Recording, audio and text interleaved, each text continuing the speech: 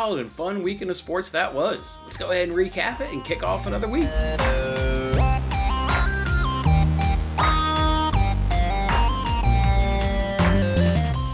Oh no, it's Monday. That's right, the weekend's unfortunately come to an end. But thanks for kicking off your day with me here on Winning Bets. Appreciate you guys hanging out with me early this morning and starting off a new week with me here. Everybody always asks, how was your weekend? How was your weekend? It's never long enough.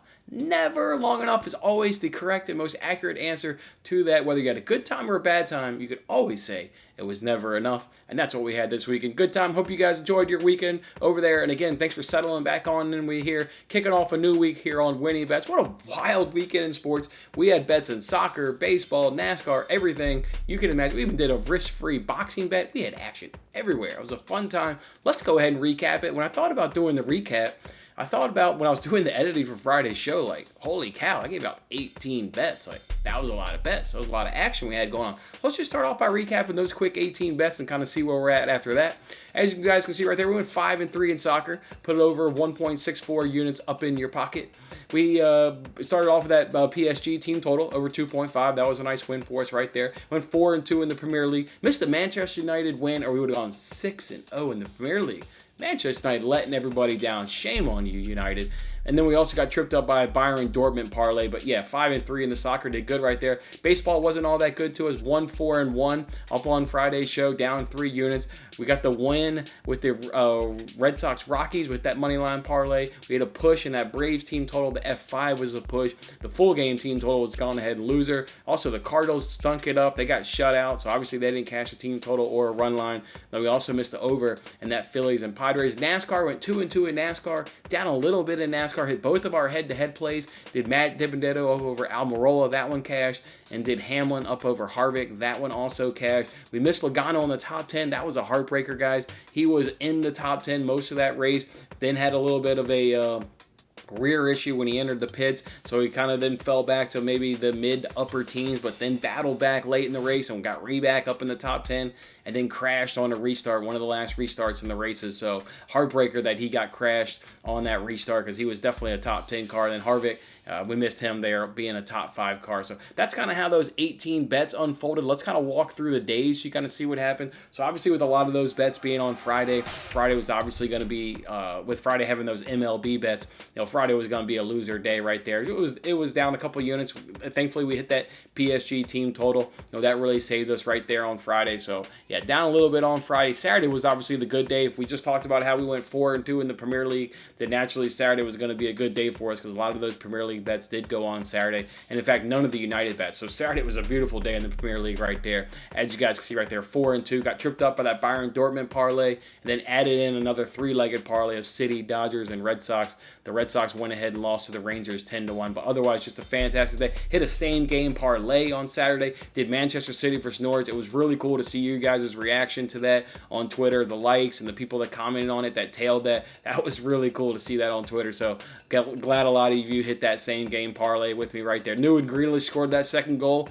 Yeah, we were going to be sitting real good. How about Norwich only getting one shot? One shot all game. Manchester City dominated that game exactly how I thought they were going to do. Then if we look at on Saturday's recap was a little up and down, because obviously we had that nice Chelsea win up over 1.5, which under 2.5 also cashed in that game. So maybe you just kind of remember that. It was kind of interesting that another under 2.5 game, or another under 2.5 did hit in the Chelsea game. We got a cash, and we got a cash at plus money, so we're sitting pretty in our own right there at Chelsea and over 1.5. Then you get in the Manchester United just letting us down, can't win. Then we get into the 4 NASCAR bets that I mentioned right there. So how did the week overall unfold right there? We went 15, 20, and 1, and down just under a unit, down under 0.94 units right there. So still an amazing 19-week stretch of winning profit in 15 of those 19 weeks, and plus 63.63 units.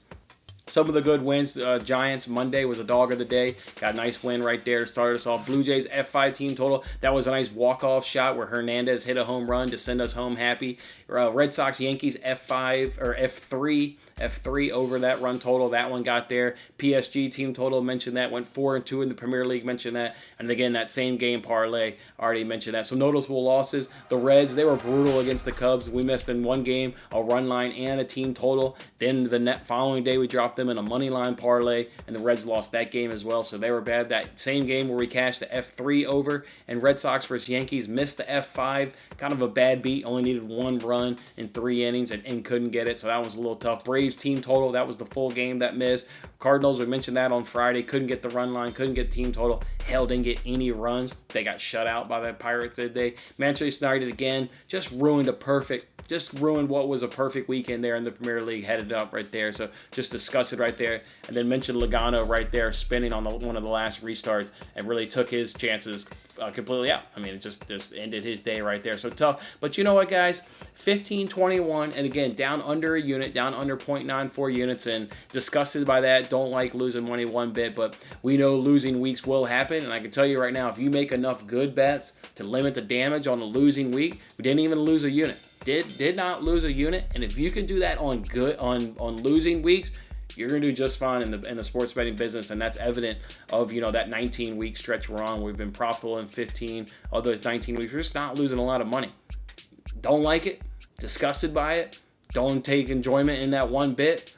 But to have that week kind of go as bad as we did, kind of just come out just stumbling real bad in the MLB, just absolutely came out stumbling, overcame, a 1-4 in one night on Friday in the MLB, and to only lose, under a unit, I'll take that. I'll take that. And we head on into a new week, and we looked absolutely crushed this week. Looks like let's keep it going. I warn you guys. Or let's go ahead first. Let's just go up into the bets. Let's just do it. We got this West Ham versus Leicester game. I'm super excited for this one. I'm taking West Ham on a draw no bet at -114 up over at FanDuel. Look, for West Ham here, they were really tough last year at home. You saw that. I mean, once they had on Lingard, obviously the offense picked up. But from a defensive standpoint, when they were playing at home, they were a tough team to break down, so I don't think Leicester's going to have it all that easy. And then from an offensive standpoint, I just think West Ham's got more offensive firepower. I mean, putting 4 past Newcastle last week. I know Newcastle, they played that game a little bit differently. Normally, maybe a Steve Bruce side can kind of get a little defensive, and they weren't defensive in that game. They played that game a little bit more open, and West Ham was able to punish them. West Ham's got some good attacking players, folks. So Leicester won't get gashed as easily as obviously Newcastle did. But you still got a lot of good offensive firepower, coming at you here in West Ham. So I like that. And for Leicester, I mean, we know their guys, right? Ian Acho, we know Vardy, but they're not all that impressive. I mean, you only got past Wolves 1-0. And Wolves, we think they're going to be a good team, but we don't really ultimately know that. So from an offensive standpoint, I think West Ham's got more. I think from a defensive standpoint, because this game is played at West Ham, I think they'll be obviously a lot better because they were there a lot better there last year defensively at home. Could this game end in a draw? Sure. I'll go ahead and get my wager back, but I don't see Leicester winning this game. I just can't see Leicester pulling it out. 2 really good teams that'll be fighting for that top 6 place. And these 2 teams are right behind the top 4, folks. When you get the top 4, and then right behind them, you kind of get like a Spurs, a West Ham, a Leicester, and an Everton, or your next grouping of top 4. Those are 5 through 8. West Ham is very much up in that. So I like West Ham on that draw no bet at -114 at FanDuel. I've got another bet from this game. It's my dog of the day. I'm going to take in Mikel Antonio to have 2+ shots on target at +240 over at FanDuel. I absolutely love this. I mean, this guy's leading the line for West Ham. He's obviously going to be the number 9 out there, leading the line. I think he can get a goal. If he gets a goal, that's obviously 1 shot, and you just need 1 more. This is kind of like that PSG team total, right? We took PSG team total over 2.5. Everybody on their planet knew that they were going to win the game, so that means they were going to get a goal. Thought that they were going to get 2 goals. So now you're basically with PSG. Can they get a 3rd goal to double your money? Well, here's Antonio. He's going to get 1 shot on target. He's going to take a shot on target. So now it's basically, can he get 1 more shot on target for a chance to get 2 times on your money? I mean, that's a hell of a position to be in right there. A hell of a position to be in. The number 9 leading the line just needs 2 shots for a +240 bet. I absolutely love that. If you bet on just value, guys, just strictly value. Let's just say you open the sports books and you look for a discrepancy. This same bet that's +240 over at FanDuel is +135 over at PointsBet and +140 over at DraftKings. You win a whole nother unit by just placing this bet simply over at FanDuel. And this is a guy, again, that leads the line, number 9. It goes through Antonio. Definitely going to get 1 shot on target. So for a chance that he gets a 2nd to win 2 times your money, oh yeah. Give me Antonio 2+ shots on target at +240 up over FanDuel, and that one's the dog of the day. That one also is the free giveaway bet, guys. That one's also the free giveaway bet. Yeah, I want to hook you guys up with a lot of money today. All right, so for MLB, there's only 7 games today, and it's kind of a tricky slate. I mean, you got Rangers, Red Sox, which I think is kind of be an obvious bet for most people. But then you got Diamondbacks, Pirates. You got Mejia versus Crow. Nothing really stands out there. Diamondbacks don't have a great offense. Pirates have been playing a little bit better, but nobody's really going to trust the Pirates, so that one's kind of a tricky. Then you got White Sox, Blue Jays. That's toughy. What is Lance Lynn? We got rocked in that Field of Dreams game. Didn't look all that great against the Athletics. His stat line wasn't all that terrible. There were tons of traffic up on the bases for the A's in most innings, so don't really know if I still trust Lynn. Obviously, both of those teams offensively can mash it, so just don't know what to get there. If Lynn's on his game, then all of a sudden an over doesn't hit. Now you're looking at an unders game. So just with Lynn's little unpredictability, that makes that one a little tough. Then you got Yankees, Braves. Montgomery's on the mound.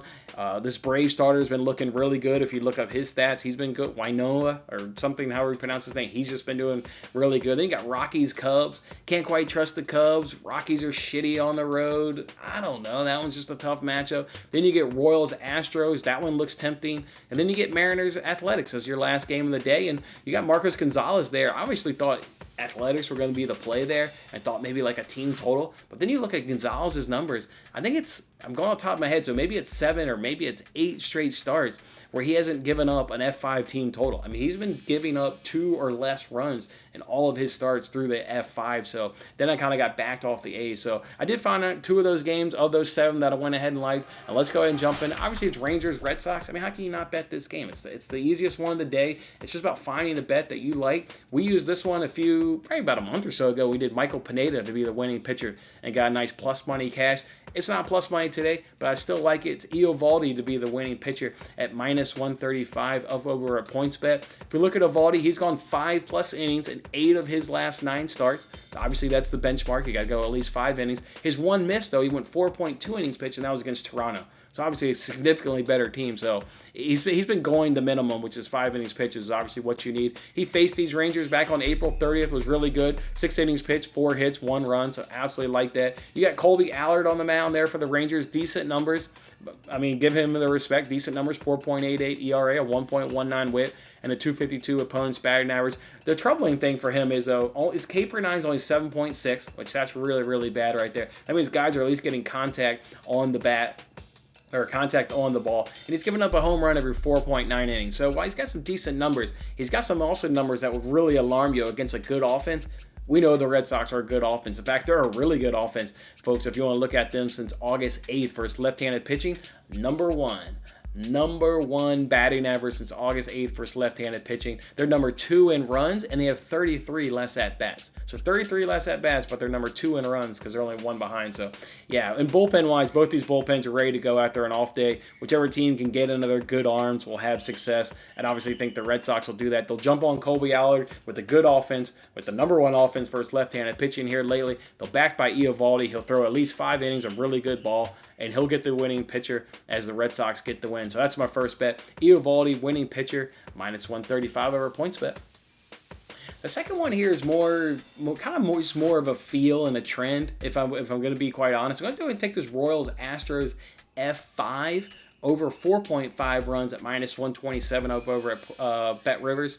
You got Greinke on the mound here versus Lynch. These 2 guys just pitched against these 2 teams on August 17th and August 18th. So they're running it right back immediately in their next start against the same opposition. So that's the trend I'm playing against here. We know that that'll generally favor the hitters, seeing the pitchers the second time around, but this is now immediately time around. So expect the hitters to have more damage, even though this bet would have lost. This bet would have lost in both of their starts when I mentioned August 17th and August 18th. It would have lost, but I'm really just playing on that trend of, okay, you're running it back immediately. Here come the hitters. They know what your delivery is. They know everything about your repertoire. Can the hitters have more success? And that's what I'm banking on. And there's one thing that even backs up that's a noticeable trend that we all know that to be success. Doesn't mean it's going to cash every time. But if you play that trend more times than not, you'll get more cashes. And just to back that up, Greinke, he's been in this exact same scenario once this season. Did the Orioles on back-to-back starts. His second time around went 2.1 less